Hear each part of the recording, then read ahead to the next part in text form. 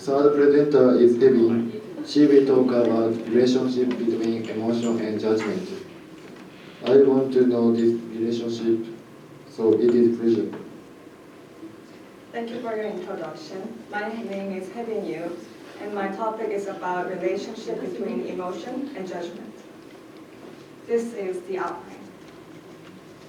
Emotions are created when our brain interprets what is going on around us by memories, thoughts, and beliefs. All our decisions are influenced by this process in some way. And different emotions affect our decision in different ways. So why do emotions influence our judgment? The answer is very simple. Emotion is too powerful. In other words, rational judgment occupies more higher level than emotions. Moreover, according to the neuroscientist Paul MacLean, the tree of brain theory also supports why our emotion influence judgment. The neocortex, the green one, is responsible for our decision making, and the limbic brain, the red part, is responsible for our emotion. And the reptilian brain, the yellow one, is responsible for our basic survival mechanisms. As this figure shows, these three brains always conflict, so our emotions have no choice but to influence judgment. So that was the theoretical point of view, but don't you want to know how much people actually recognize and experience those kind of relationships? So I did a questionnaire. The total of 42 people, 50% of people answered that they often experience their emotion influence judgment. And 45.2% of people answered that they experience little. And 4.8% of people answered that they don't experience. After that, I chose 7 basic emotions according to the theory of Robert Plucke's theory. From these 7 basic emotions, 35.7% of people chose anger, and 19% of people chose tiredness, and 16.7% of people chose anxiety as the most influential emotion. Also, I compared negative emotion against positive emotions. As a result, 90.5% of people chose negative emotion. What do you think these results are talking about? I think they are showing 3 points. 1, emotion, most of people usually get emotional. 2, anger, anxiety, tiredness are the most influential emotion from 7 emotions. 3, negative emotion is stronger than positive emotion. And also I conducted an interview. I interviewed male in 20s, female 1 in 20s, and female 2 in 50s. Interview results were similar too. They all said that they usually get emotional by anger and depression, which are negative emotions. Of course, emotions are powerful, but are you going to let your emotion just overflow? Uncontrollable emotion can destroy your interaction with people or even in judgment. And gaining control over your emotion can improve you're mentally stronger and can avoid poor judgment. So, how can we control emotions? The most well-known way is emotional regulation. According to the National Rehabilitation Information Center, emotional regulation is a process of recognizing and controlling our emotions. There are numerous ways to do emotional regulation, but I will show you one example. Look at this chart.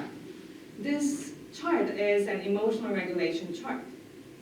This chart helps you to recognize how you feel and labeling your emotions. But you might want to ask if these skills are really effective. But I can prove this is effective. Through this research, participants who increased their emotional regulation skills also showed a high level increase in problem solving.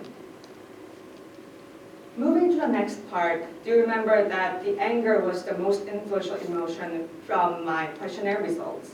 So I did some research on how to control anger. To control anger, we should differentiate between positive anger and negative anger. Positive anger can give us some courage to do something, but negative anger can be expressed in unhealthy ways. Also, we need to step away from the situation sometime. When in an argument in unhealthy situation, can fuel your anger more. So sometimes we have to step away from that situation and take a break and can rejoin the conversation after you became calmer. Lastly, understanding the factors that what you trigger your anger is really important. The reason why you became angry is the most important key to solve your problems. The relationship between emotion and judgment has so many uncertain points, and finding out the best way to control our emotion is a future task. However, a lot of research has been shown emotion is controllable, and anyone can control their emotion by practice. And also, there are numerous ways to control our emotions, more than what I mentioned. Maybe you can think the process of controlling our emotion is difficult, or you may feel lack of outcome. But I want you to remember that we can control emotion, but we cannot control all of our emotions. Also, I think the research about the relationship between emotion and judgment should be continued, as the modern society is faced with emotional problems and emotional disorders. These are the references. Thank you for listening.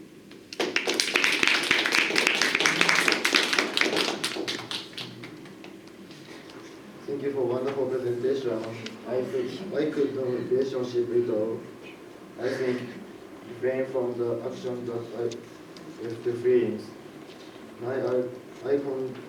Now I could like to invite some questions and comments from the audience.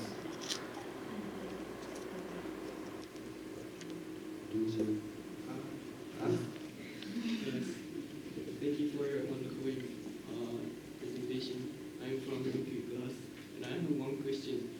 Every day I woke up in house and go to these classes, and I judge if I go to classes or not. And I think this relates to the tiredness. Yeah, you had it on emotion, right? Yeah.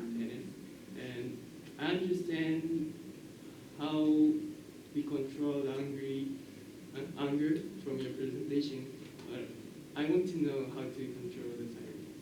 Oh, how to control tiredness. Oh, I have no time to say more about tiredness and anxiety, but in my research, I learned that trying to control anxiety, tiredness, we should, is a good way to do more exercise. Like, exercising can help you decrease your stress. So I think it is good to overcome your tiredness. Okay, thank you. Anyone else?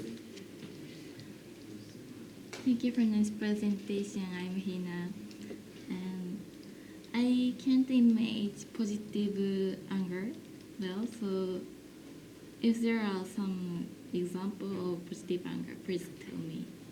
Positive anger. For example, about the positive anger, for example,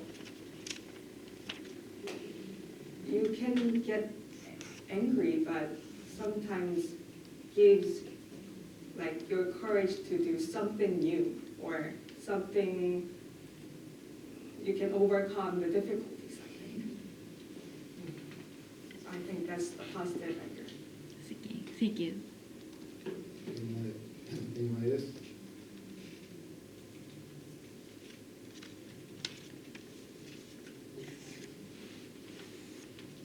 Let's give her a big hand.